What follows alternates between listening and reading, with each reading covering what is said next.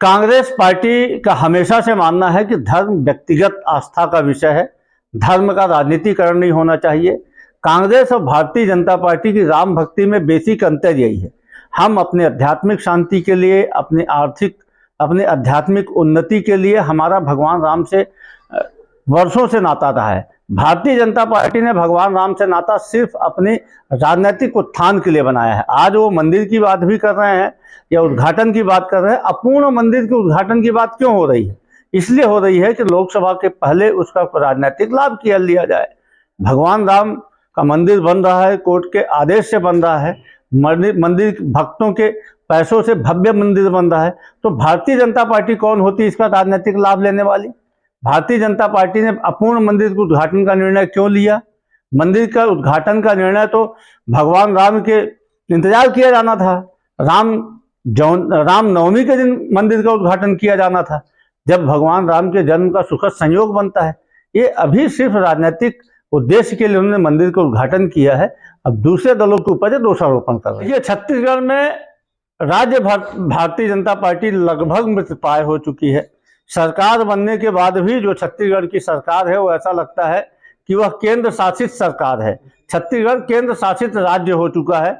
यहाँ के नेताओं को, यहाँ के मुख्यमंत्री को, यहाँ के मंत्री को कोई भी निर्णय लेने का अधिकार नहीं है। यहाँ के राजनीतिक रूप से कोई भी भारतीय जनता पार्टी का निर्णय केंद्रीय पार्टी करती है।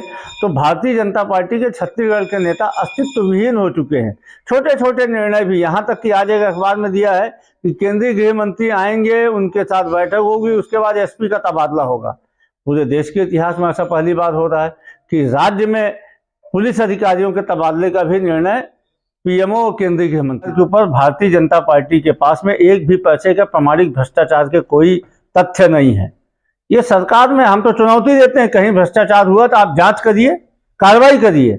1 महीने हो गए सिर्फ गाल बजाने की बातें कर रहे हैं आप, आपके पास में कोई तथ्य। सरकार ने जो मोदी की गारंटी चालू किया था, अभी तक उस गारंटी को लागू करने के बारे में कोई निर्णय नहीं ले पाए हैं।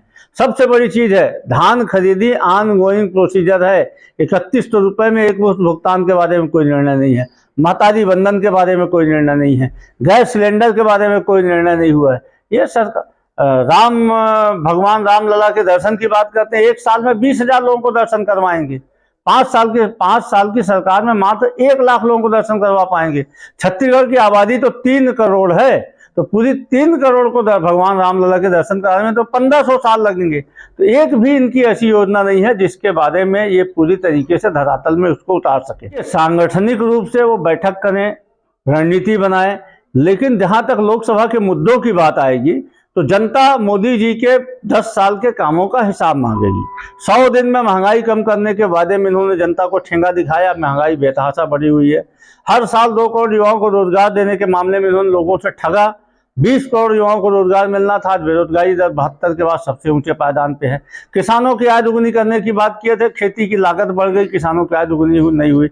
समर्थन मूल्य लागत मूल्य से दुगुना देने की बात किए थे, स्वामीनाथन कमेटी की सिफारिश लागू करने वाले थे, उसको नहीं लागू किए।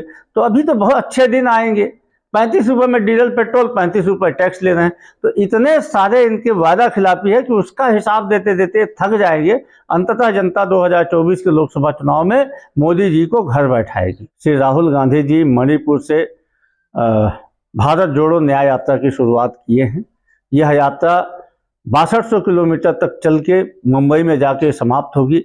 और यह हम सब के लिए सौभाग्य का विषय है कि यह यात्रा छत्तीसगढ़ में भी से गुजरेगी। लगभग 5 दिन छत्तीसगढ़ में रहेंगे। 536 किलोमीटर यह यात्रा चलेगी। छत्तीसगढ़ के 7 जिलों को यह यात्रा कवर करेगी। इसका छत्तीसगढ़ में हम सब ऐतिहासिक स्वागत की तैयारी कर रहे हैं। निश्चित तौर पर इस यात्रा का आने वाले लोकसभा में भी प्रभाव पड़ेगा, क्योंकि राहुल गांधी जी 100 से अधिक लोकसभा क्षेत्रों से होकर गुजरेंगे।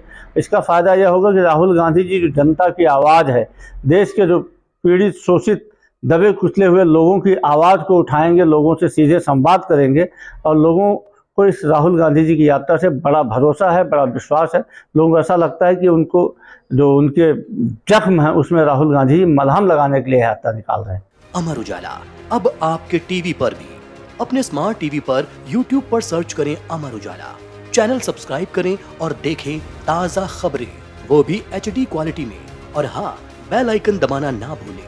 ताकि हर खबर हो आपके घर। अमर उजाला, निष्पक्ष, निर्भीक, निरंतर।